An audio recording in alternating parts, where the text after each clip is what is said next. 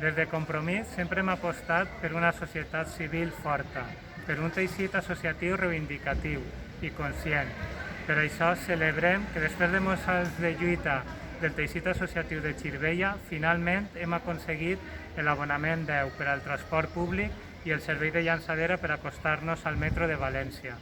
Ahir en el ple demanàvem a Michel Montaner que exigirà una resposta i una explicació tècnica per què els autobusos no arribaven fins a la parada de l'avinguda del CID en comptes de la parada de l'hospital, perquè en l'avinguda del CID tindríem major servei, major freqüència i més facilitat d'accedir al metro sense necessitat d'esperar 3 passos de zebra.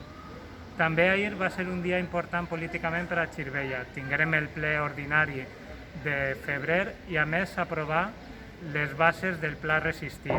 El Pla Resistir suposarà un ingrés de 500.000 euros per a xicotetes empreses i autònoms de Xirivella, que ho estan passant molt mal en aquesta època de pandèmia. Una iniciativa duta des de la Conselleria d'Economia Sostenible, liderada per Rafa Climent de Compromís.